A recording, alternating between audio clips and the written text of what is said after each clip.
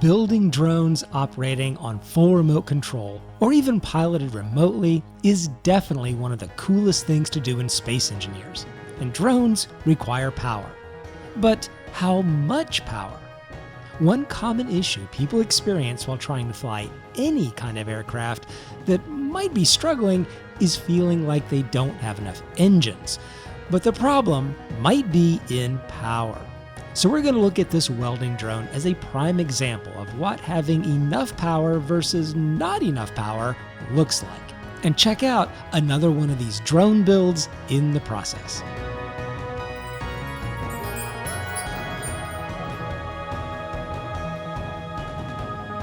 So I'm building a drone for almost everything.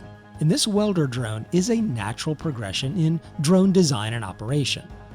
This Welder drone is small grid and uses the large small grid container as its cargo box.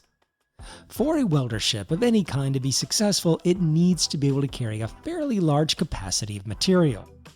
A large capacity keeps you from having to make as many trips back to restock your welder and just saves a lot of time and energy. I really considered making this welder hydrogen powered so I'd get that high powered thrust from hydrogen engines to haul around all the weight from the materials. But high weight means high hydrogen consumption, which means larger tanks and a bigger, more unwieldy build. Size isn't as important as carrying capacity, but small size and maneuverability is also a nice quality for a drone.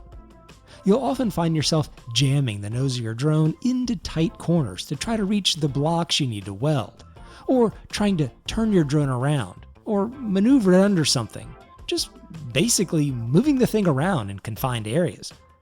You can build a hydrogen welder that's perfectly usable, but I wanted to use the ion thrusters and power with electricity, which is where we are to talk about power. So, what do we have moving this large capacity welder drone around? It sports 5 large small grid ion engines and a full 16 small grid ion engines.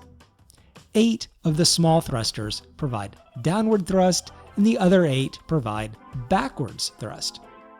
The 5 large engines are oriented so 2 point down, 2 point both left and right, and the 5th engine provides forward thrust. Because we're talking about heavy loads and lift, those 2 thrusters pointing down are critical to provide the needed lift.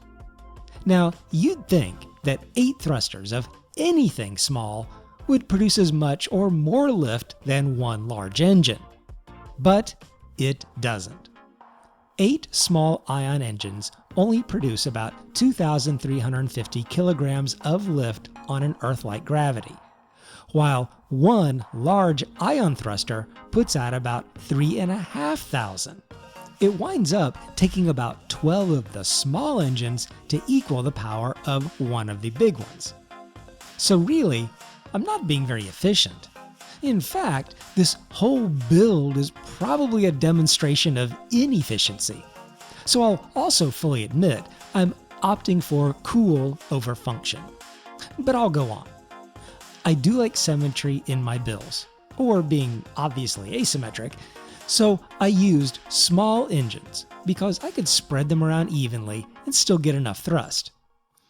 What's equally inefficient from a pure pound for power perspective is the batteries. I've got a bunch of these things on both sides of the ship, and they're tiny 1-block small batteries. It takes a lot of these little guys to equal the power of one of the larger ones. For this video, I'm going to focus on power output rather than overall capacity. The larger battery has a max output of 4 megawatts, or 4,000 kilowatts. The small battery has a maximum output of 200 kilowatts. So it takes 20 small batteries to produce the same amount of output as 1 large battery. That's a big difference. Originally, I built this drone with just 12 small batteries, and it did okay in space, but on the moon's gravity, it really struggled. So now let's get to the heart and most critical bit of information. At maximum thrust, the small engines draw 200 kilowatts of power. The large ones draw 2,400 kilowatts, 12 to 1. Pretty much the same ratio as the lift provided by each of the engines, so at least power draw to thrust is the same. But that leaves the battery output. The most energy draw I had in any one direction was down, with the two large engines. A total of 4,800 kilowatts maximum draw. I figured that all I needed to do would be to add more batteries, 24 total, to provide the full amount of power for these engines. And I even added one more just to be sure. That would give me 5,000 kilowatts and plenty to fully supply the two large engines at maximum power. But I was wrong. Well, how can that be, you say? I can see the numbers. It's math. It's got to be enough. The truth came out in the actual testing of the drone. First, I loaded it up with power cells and antenna. Even though these are bulky items, they don't seem to weigh very much. With that full load of cargo, the drone flew around really well. Very responsive, very controlled. But I needed something that weighed more. So out with the power cells and in with the steel plates. The total weight of the drone jumped to over 100,000 kilograms. I honestly was a little nervous about even disconnecting it from the connector. I thought it might just plummet to the ground. But I did it anyway. The drone floated. I thought all was good. The engines were powerful enough to lift the drone, and I had enough battery power. Or at least I thought I did. When I started moving the drone forward, or sideways, or any direction at all but up, the drone started to lose altitude. It struggled. And this is why.